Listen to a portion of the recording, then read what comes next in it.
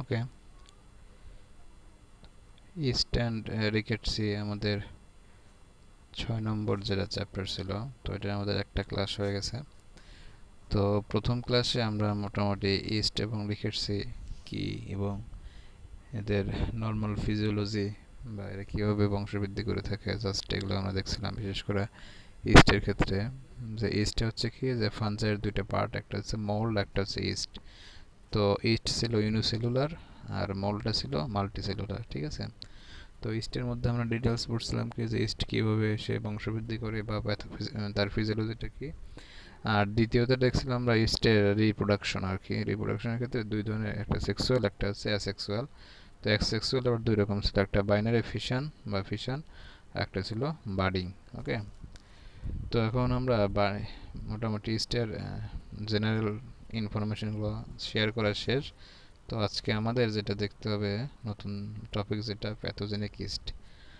তো এর আগের দিন আমাদের ভিডিওতে বা অডিওতে একটু সমস্যা ছিল, তোমরা বলছিলে যে ইসের মুখের শব্দটা বা বাতাসটা বেশি আসতেছিল। তো আজকে একটু চেষ্টা করা হচ্ছে একটু দূর থেকে কথা বলার জন্য, দেখা যাক কী অবস্থা হয়। তো আমরা আজকে শুরু করি প্যাথোজেনিক ইস্ট। তো প্যাথোজেনিক ইস্ট কথাটা শুরু করার আগে তোমাদের গত ক্লাসে কথাটা মনে করে দিতে চাই যে গত ক্লাসে তোমাদের মনে আছে কি না যে আমরা একটা ইস্টের নাম তোমাদের সবাইকে দিয়ে আমি রিপিট করেছিলাম বা নাম বলেছিলাম। সেই জিনিসটা কীরকম ছিল যে ক্যান্ডিডা অ্যালবিকান্স, তাই না? ক্যান্ডিডা অ্যালবিকান্স নামটা কেন করেছি, কারণটা এখানে আসবে আর কি। যে ক্যান্ডিডা অ্যালবিকান্সটা খুব বেশি ইম্পর্টেন্ট প্যাথোজেনিক ইস্টের ক্ষেত্রে আর কি। যে ম্যাক্সিমাম যে ইস্টের ইনফেকশনগুলো হয় ম্যাক্সিমামই হয়েছে ক্যান্ডিডা অ্যালবিকান্সের মাধ্যমে, ঠিক আছে। তো এখানে দেখো ফার্স্টেই লাইনটা লিখছে ইস্ট ইনফেকশন অর ক্যান্ডিয়াসিস, ঠিক আছে। যেহেতু একটা স্পিসিস দ্বারা খুব বেশি হচ্ছে, তো এই জন্য এটাকে ক্যান্ডিয়াসিস নামটাই ক্যান্ডিয়াসিস চলে আসছে। ইস্ট ইনফেকশন অপর নাম হচ্ছে ক্যান্ডিয়াসিস, ঠিক আছে। Is most frequently caused by Candida albicans. তো সবচেয়ে বেশি এটা আক্রান্ত হয় ক্যান্ডিডা অ্যালবিকান্স নামক যে স্পিসিয়াস ইস্টের, সেটার মাধ্যমে, ঠিক আছে। Candida sometimes causes disease in the mouth that is called a thrush, ঠিক আছে। তোমাদের একটু ইসের জন্য বলি যে ক্যান্ডিডা অনেক সময় মানুষের মুখের মধ্যেই করে আর কি, একটা ঘায়ের মতো সৃষ্টি করে আর কি। বিশেষ করে ঘা না, তোমরা একটু পরে ছবি দেখলে বুঝতে পারবো যে অনেক সময় ইসের উপরে সাদা সাদা একটা পরে প্রলেপ পরে আর কি। কিছুদিন আগে তোমরা বলছিলা যে ব্রেড বা ইসের উপর, ভেজিটেবল বা ফ্রুটসের উপর সাদা একটা হোয়াইট কোটি পাউডার পরে, তো সেটা শুধুমাত্র যে ভেজিটেবলস বা মানে অন্য কোনো জিনিসের উপর সেরকম না, হিউম্যান বডিতেও হতে পারে। সেটা মাউথের মধ্যে দেখা যায়, অনেক সময় হয় মাউথে, বিশেষ করে গালের দিকে, এবং অনেক সময় জিহ্বার উপরে এই জিনিসটা বেশিরভাগ দেখা যায় আর কি। তো মেইনলি কোথায় থাকে? মাউথে থাকবে। In alimentary tract. অ্যালিমেন্টারি ট্র্যাক্টটা কি আমাদের বলার কথা, আমরা পড়ে এসেছিলাম ফিজিওলজিতে। অ্যালিমেন্টারি ট্র্যাক্টটা হচ্ছে যে আমাদের জিএ ট্র্যাক্ট বা গ্যাস্ট্রো ইন্টেস্টিনাল ট্র্যাক্ট, ঠিক আছে। অর্থাৎ আমাদের মাউথ থেকে শুরু করে একদম পর্যন্ত, রেকটাম পর্যন্ত যে ট্র্যাক্টটা গেছে, সেই ট্র্যাক্টটাকে আমরা বলতেছি অ্যালিমেন্টারি ট্র্যাক্ট, ওকে, বা ডাইজেস্টিভ ট্র্যাক্ট বলা যেতে পারে। Serious infection in the hertz, অনেক সময় হার্টের মধ্যেও এই ইনফেকশনটা ঘটাইতে পারে। এটাকে আমরা কি বলতেছি? এন্ডোকার্ডিয়াসিস। এন্ডোকার্ডিয়াসিসটা হতে পারে সেক্ষেত্রে, মনে করো যে কার্ডিয়াসিস, এন্ডোকার্ডিয়াসিস নামটা কোত্থেকে এসেছে একটু যদি খেয়াল করার চেষ্টা করো, একটু রিলেট করার চেষ্টা করো, যে যখন হার্টের 3টা লেয়ার ছিল, একটা হচ্ছে এপিকার্ডিয়াম, আর একটা মায়োকার্ডিয়াম, আর একটা হচ্ছে এন্ডোকার্ডিয়াম। তো এন্ডোকার্ডিয়ামটা হচ্ছে হার্টের একদম ইনার লেয়ার। তো ইনার লেয়ারে যদি কোনো ধরনের ইনফেকশন হয়, তখন সেটাকে আমরা বলতেছি এন্ডোকার্ডিয়াসিস, ঠিক আছে। ইন ব্লাডের ক্ষেত্রে হতে পারে। এটাকে আমরা অনেক সময় বলে থাকি যে সেপটিক, মানে কি ক্ষত। আর যেহেতু লাস্টে মিয়া আছে, MIA, তো এটাকে আমরা বলতেছি সেপটিকেমিয়া। অর্থাৎ ব্লাডের মধ্যে যদি কোনো ধরনের ইনফেকশন হয়, তখন সেটাকে আমরা বলতেছি সেপটিকেমিয়া, ঠিক আছে, বা ব্লাডের মধ্যে কোনো ধরনের ইনফেকশন হয়ে গেছে, ওকে। এরপর দেখো একটা জিনিস বলছে অ্যান্ড ইন ব্রেন। তো ব্রেনের ক্ষেত্রে দেখো, ব্রেনের ক্ষেত্রে একটা ডিজিজ খুবই মানে কমন ডিজিজ আর কি, অনেকের ক্ষেত্রে তোমরা জানা থাকো যে মেনিনজাইটিস, ঠিক আছে। মেনিনজাইটিস ডিজিজটা তোমাদের অনেকের জানা বা নাম শুনতে থাকতে পারো। তো মেনিনজাইটিস ওয়ার্ডটা কোথেকে আসছে, এর আগে তোমাদের ফিজিওলজি ক্লাসে বলছিলাম, হয়তো ভুলে গেছো। তো ব্রেনকে যে একটা থাকে আর কি, সারফেস থাকে বা একটা পর্দা থাকে, যেটাকে ব্রেনটাকে করে রাখে আর কি, আবৃত করে রাখে, তো সেই জিনিসটাকে বলা হয় মেনিনজেস। তো মেনিনজেসে যখন কোনো ধরনের আইটিস মানে হচ্ছে ইনফ্ল্যামেশন হয়, তখন সেটাকে বলা হবে মেনিনজাইটিস। তো এটা আমরা আগে বলছিলাম যে কোনো ওয়ার্ডের লাস্টে যদি আইটিআইএস এই 4টে ওয়ার্ড থাকে, তাহলে সেটা দ্বারা বোঝা যাচ্ছে সেখানে কোনো ধরনের ইনফ্ল্যামেশন ঘটেছে। যেরকম আর্থ্রাইটিস, এরপরে তোমার ধরো ইন মেনিনজাইটিস, এরপর আরও ধরনের গ্যাস্ট্রাইটিস, ঠিক আছে? এই ধরনের বিভিন্ন ধরনের আইটিস আছে যেগুলোর দ্বারা বোঝা যাচ্ছে যে সেখানে ওই ধরনের ইনফ্ল্যামেশন দেখা দিয়েছে, ঠিক আছে?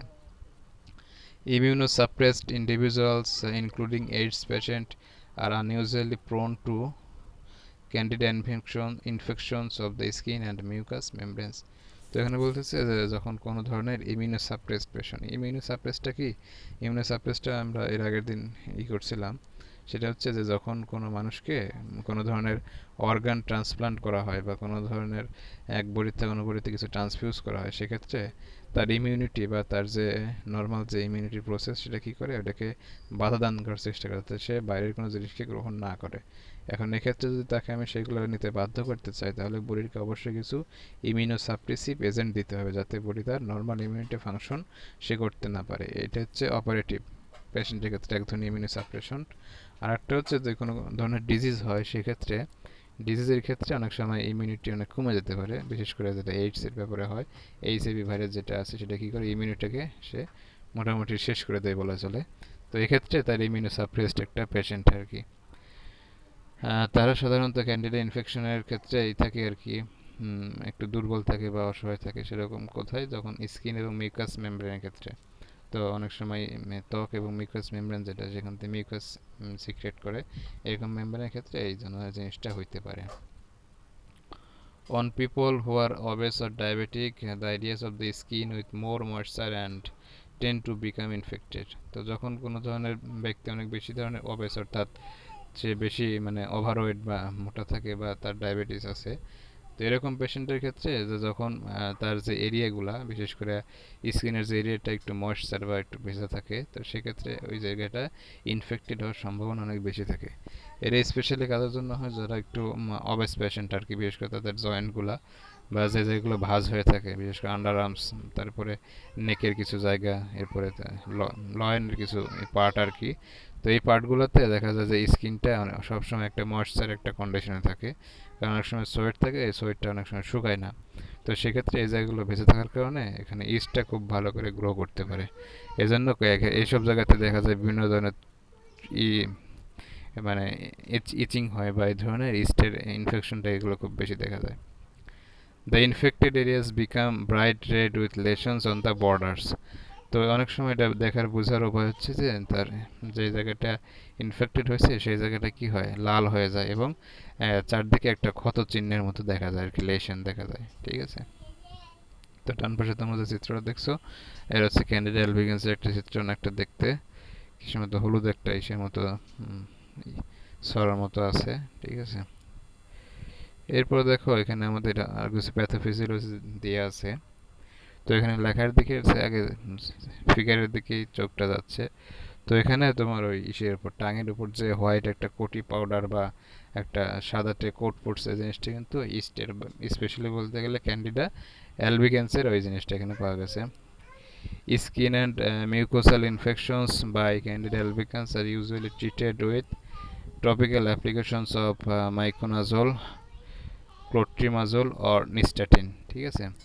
তো সাধারণত তাদের ক্ষেত্রে হয় আর কি, বিশেষ ধরনের প্রবলেম হয় ইস্টের ক্ষেত্রে, যদি কোনো ধরনের তাদের টাঙের উপরে এই ধরনের কোনো পরে আর কি, প্রলেপ পরে বা ইস্টের ইনফেকশন হয়, সেক্ষেত্রে আমাদের কিছু টপিক্যাল অ্যাপ্লিকেশন আছে। টপিক্যাল অ্যাপ্লিকেশন বলতে যেগুলো জাস্ট একটু উপর দিয়ে থাকবে আর কি, ঠিক আছে? তো উপর দিয়ে যদি থাকে, সেক্ষেত্রে আমাদের কিছু ড্রাগ এখানে ইউজ করা হয়। সেই ড্রাগগুলোর ক্ষেত্রে মাইকোনাজল খুব বেশি ইউজ করা হয়। মাইকোনাজলের একটা খুব বেশি কমন একটা আছে আর কি, ব্র্যান্ড নেম আছে মাইকোরাল। মাইকোরাল এটা খুব বেশি করা হয় আর কি, ইউজ করা হয় বিশেষ করে বাচ্চাদের ক্ষেত্রে। জিহ্বা বা ইসের মধ্যে যদি কোনো ধরনের ইস্টের ইনফেকশন দেখা যায় গালের মধ্যে, তখন সেক্ষেত্রে মাইকোনাজল বা ক্লোট্রিমাজোল বা নিস্টেটিন এই ধরনের অ্যান্টিবায়োটিক করা হয় আর কি, অ্যান্টিফাঙ্গাল, আসলে অ্যান্টিফাঙ্গাল কিছু ধরনের ড্রাগ প্রেসক্রাইব করা হয় যেগুলো টপিক্যাল ইউজ করা হয়, অর্থাৎ খাওয়া ইসের জন্য, জাস্ট উপরে লাগায় রাখার জন্য আর কি। If candidiasis becomes systemic, as can happen in immunosuppressed individuals, আচ্ছা এখানে কি বলতেছে যে যদি ক্যান্ডিডিয়াসিসটা সিস্টেমিক হয়ে যায়, সিস্টেমিক মানে হচ্ছে যে বডির যে কোনো জায়গায় সেটা ছড়া যেতে পারে, এই অবস্থা যদি হয় সেক্ষেত্রে আমাদের মানে এই ধরনের ঘটনা ঘটবে কোথায়, ইমিউনোসাপ্রেসড এজেন্টের ক্ষেত্রে, ইমিউনোসাপ্রেসড পার্সনের ক্ষেত্রে যার ইমিউনিটিটা একটু দুর্বল আছে আর কি। আর যদি লোকাল হয়, লোকাল তো বুঝতেছো যে বডির যে কোনো একটা পার্টে থাকবে এবং সেখান থেকে অন্য কোথাও যাবে না, কিন্তু যদি ব্লাডের মধ্যে চলে যায় তাহলে দেখা যায় যে পুরো বডিতে সেটা মানে মুভ করতে পারে। ঠিক আছে, এটা হচ্ছে ইমিউনোসাপ্রেসডের প্রেজেন্ট পেশেন্টের ক্ষেত্রে হতে পারে।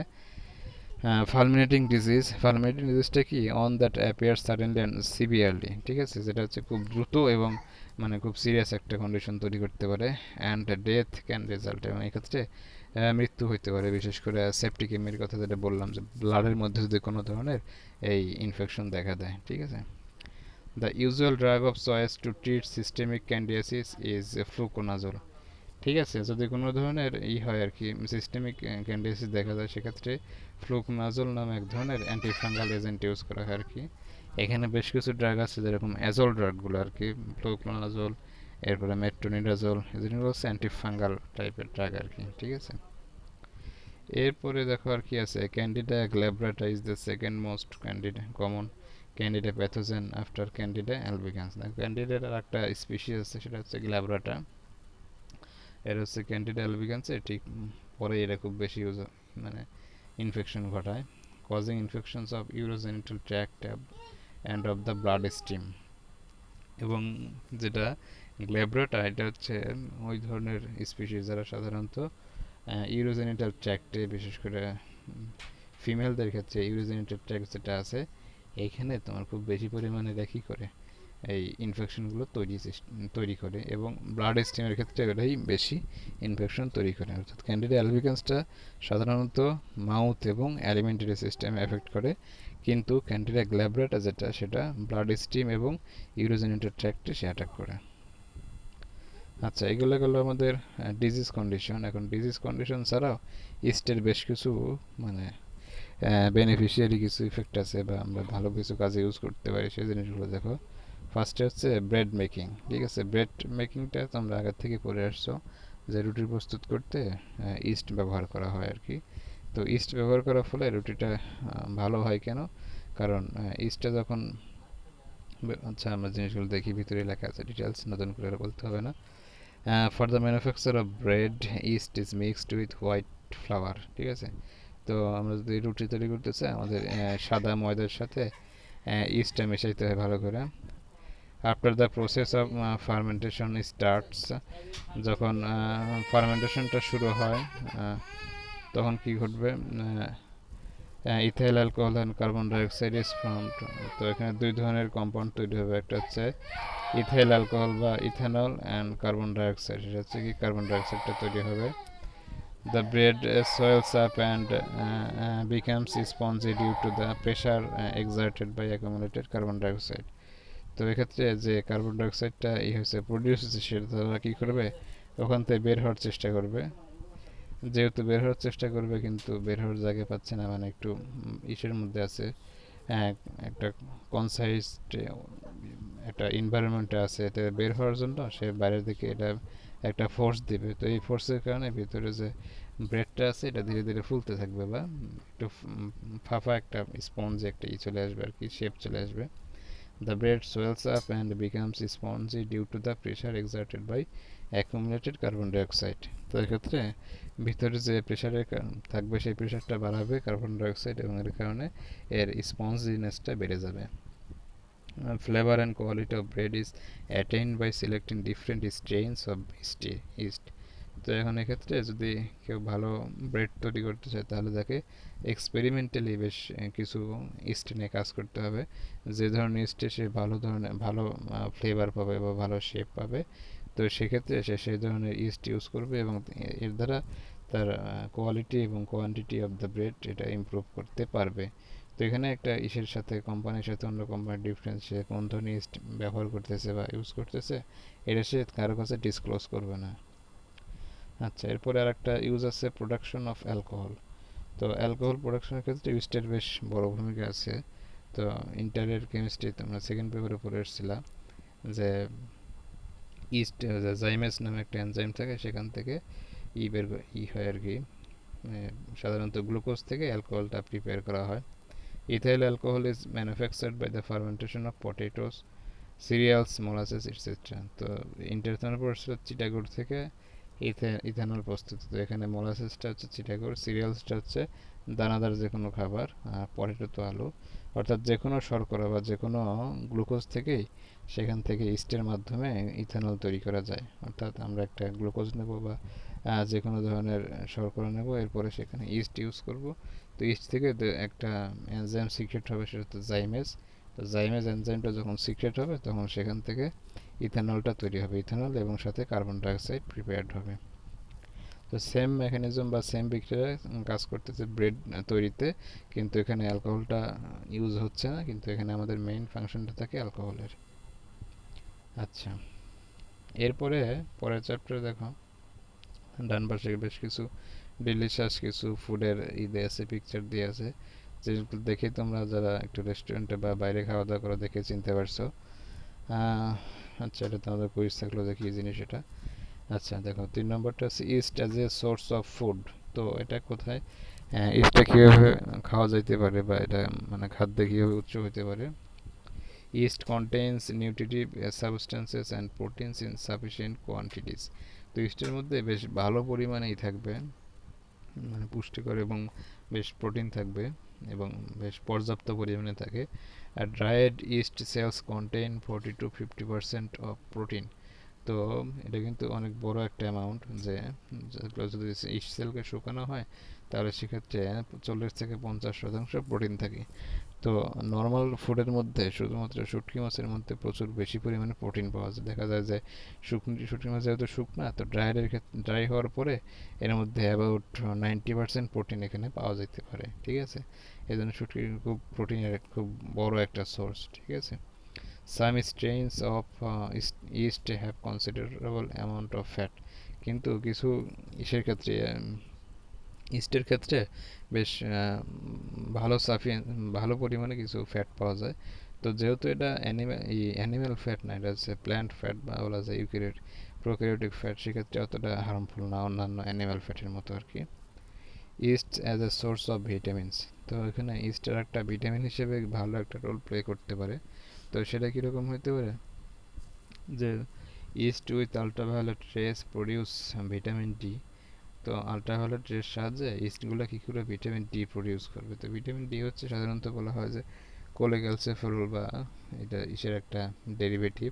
তো যখন সে সূর্যালোকে পায় বা সূর্যালোকের মধ্যে স্পেসিফিক্যালি আলট্রাভায়োলেট রে পায়, তখন সে এইগুলো খুব সহজে মানে হাইড্রোক্সিকোলেক্যালসিফেরল বা ডাইহাইড্রোক্সিকোলেক্যালসিফেরল এরা কনভার্ট হয় এবং সেখানে এরা এই জিনিসগুলো তৈরি করতে পারে, অর্থাৎ ভিটামিন ডির দিকে তারা যাইতে পারে এবং এটা ইস্টের জন্য খুব দ্রুত সে জিনিসগুলো করতে পারবে। Yeast is used in the preparation of vitamin B complex tablets. তো এজন্য দেখবা যে ভিটামিন বি কমপ্লেক্স ট্যাবলেটের দামগুলো কিন্তু তুলনামূলকভাবে কম হয়, কারণ ইস্ট যেহেতু ইউজ করা হচ্ছে সেহেতু এখানে খুব দ্রুত এখানে প্রোডাকশনটা দেওয়া সম্ভব হচ্ছে। তো এই জন্য ইস্টটা মানে ভিটামিনের সোর্স হিসেবে খুব ভালো ইউজ করা যেতে পারে। তো ভিটামিন বি কমপ্লেক্স যেগুলো আছে, ভিটামিন বি কমপ্লেক্স বলা হয় কেন, কারণ ভিটামিন বি এর মধ্যে বেশ কয়েকটা ভেরিয়েশন আছে, বি1 থেকে বি12 পর্যন্ত, মাঝখানে কয়েকটা বাদ আছে, বি4 নাই, আর একটা হচ্ছে বি8 নাই, আর বি10 নাই, বাকি বি11 নাই, বাকিগুলো মোটামুটি আছে। বি2, বি1, বি2, বি3, এরপরে বি5, বি6, বি9, বি12। তো সবগুলা ভিটামিনকে একসাথে করা হয় বা বেশ কিছু ভিটামিনকে একসাথে ইউজ করা হয়, জন্য এটাকে ভিটামিন বি কমপ্লেক্স বলা হয়। তো ইস্টটা খুব বেশি ইউজ করা যেতে পারে এখানে, যে ইস্টের থেকে বি কমপ্লেক্স এবং ডি দুইটাই ইউজ করা যেতে পারে। তো এখানে দুইটাই কিন্তু দুই টাইপের ভিটামিন, কারণ ভিটামিন ডি হচ্ছে এটা হচ্ছে ফ্যাট সলিউবল, কারণ আমরা জানি ভিটামিন ডি হচ্ছে কোন গ্রুপের মধ্যে fat soluble. Fat soluble vitamin হচ্ছে কয়টা? 4টে, এ ডি ই কে। তো 4টে ভিটামিন হচ্ছে ফ্যাট সলিউবল, অর্থাৎ হচ্ছে ফ্যাটের মধ্যে সলিউবল থাকবে। আর বাকি দুইটা যেটা আছে বি আর সি, এই দুইটা হচ্ছে ওয়াটার সলিউবল। অর্থাৎ এরা নিয়মিত এদেরকে ইনটেক করতে হয়, কারণ এরা নিয়মিত বডির থেকে ওয়াশ আউট হয়ে যায়। কিন্তু যেগুলো ফ্যাট সলিউবল, বিশেষ করে এ ডি ই কে, এরা সহজে ওয়াশ আউট হয় না। এজন্য বেশ লম্বা সময় ধরে মানুষের বডিতে এরা সারভাইভ করতে পারে বা বডিতে রিটেইন করতে পারে। ঠিক আছে, আচ্ছা। তো এরপরে আমাদের একটা অ্যাসাইনমেন্ট আছে, write down the causative agent, pathophysiology, symptoms and treatment options of different types of candidiasis. তো ঠিক আছে, আমাদের এখানে জাস্ট কি ছিল যে শুধুমাত্র ক্যান্ডিয়াসিস কাকে বলে, তো ক্যান্ডিয়াসিসের দু একটা মানে অল্প একটু ধারণা দেওয়া হয়েছে, কিন্তু এখানে ক্যান্ডিয়াসিসের পুরো জিনিসটা আসবে যে পজিটিভ এজেন্টের মধ্যে যে কোন কোন এজেন্টের কারণে বা কোন কোন স্পিসিসের কারণে এই ক্যান্ডিয়াসিসটা হচ্ছে। অবশ্যই ক্যান্ডিডা থাকবে, কিন্তু তারপরে আর স্পিসিসগুলোর নাম যে এখানে যেরকম দুইটা আছে, অ্যালবিকান্স আর গ্লাব্রাটা, তো আরও বেশ কয়েকটা স্পিসিসের নাম থাকবে। প্যাথোফিজিওলজিটা হচ্ছে যে কীভাবে সেই রোগগুলো সৃষ্টি করতেছে, অর্থাৎ ফার্স্টে কোথায় অ্যাটাক করে সেখান থেকে কী পরিবর্তন হচ্ছে বা বাইরে সাদা কোটটা কীভাবে পড়তেছে, অর্থাৎ মেকানিজম অফ অ্যাকশন, অর্থাৎ সেই ইস্টটা বা স্পিসিসটা কীভাবে বডিতে ডিজিজ প্রডিউস করতেছে, এই জিনিসটা সেখানে আসবে। এরপর হচ্ছে সিমটম। সিমটমটা হচ্ছে কি, যেগুলো আমরা বাইরে থেকে দেখতে পাচ্ছি, অর্থাৎ একটা পেশেন্ট বা একটা নর্মাল মানুষ বা পিপল, সে যখন বাইরে থেকে বুঝতে পারে বা বাইরে থেকে আমরা কোনো রকমের ক্লিনিক্যাল এক্সামিনেশন সারে যদি আমরা যে জিনিসগুলো দেখতে পারি, সেগুলোকে বলা হচ্ছে সিমটম। তো সিমটমের ক্ষেত্রে কী কী আসবে, যে সেখানে একটা রেডনেস আছে কিনা, বা সেখানে হোয়াইট হয়ে যাচ্ছে কিনা, বা সেখানে কোনো ইচিং আছে কিনা, বা কোনো ধরনের পেইন আছে কিনা, ব্লিডিং আছে কিনা, এই জিনিসগুলো হচ্ছে symptom. And treatment option. Treatment অপশনটা ইম্পর্ট্যান্ট, যে আমরা বেশ কয়েকটা ট্রিটমেন্টের কথা বলছি। এক নম্বর হচ্ছে যে কিছু অ্যান্টিফাঙ্গাল এজেন্টের কথা টপিক্যাল এজেন্ট হিসেবে, এরপরে কিছু যে মেট্রোনিডাজোলের কিছু ডেরিভেটিভ, ফ্লুক্লোনাজোল। তো এই জিনিসগুলো এখানে দেখতে হবে যে এখানে কোনটা আমাদের খুব বেশি ইউজ করা হবে, বা আর কী কী থাকতে পারে, বিশেষ করে আমাদের সিস্টেমিক যখন হয়ে যাবে তখন সেক্ষেত্রে কোন ধরনের ট্রিটমেন্ট অপশন সম্ভব। এবং এটা শুধুমাত্র একটা ক্যান্ডিয়াসিস না, ক্যান্ডিয়াসিস বেশ কয়েক টাইপের হতে পারে। তো এই জন্য আমাদের বাকিগুলো দেখতে হবে যে ক্যান্ডিয়াসিস কয়টা আছে এবং এদের মধ্যে কী কী ধরনের আছে এবং কোনটার জন্য কোন এজেন্ট দায়ী, এবং এর জন্য আমরা কোন ধরনের ট্রিটমেন্ট ইউজ করতে পারি। ঠিক আছে, তো এইটাই মোটামুটি শেষ হলে তো আমাদের আজকের এখানে শেষ হবে। তার মানে আজকে আমাদের যেটা পড়া হলো যে প্যাথোজেন হিসেবে ইস্টের ভূমিকা, বা ইস্টটা কীভাবে মানুষের বডিতে ডিজিজ ক্রিয়েট করতেছে এটা। আর তৃতীয় হচ্ছে যে ইম্পর্টেন্স অফ ইস্ট, সেটা হচ্ছে তার বেনিফিশিয়ারি কিছু ইফেক্ট, যে একটা ইস্ট কীভাবে আমাদের হেল্প করতে পারে বা আমাদের সেখান থেকে কী ধরনের বেনিফিট পেতে পারি, এই জিনিসগুলো সেখান থেকে আসতে পারবে। ঠিক আছে, তো মোটামুটি এইটুকুই ছিল।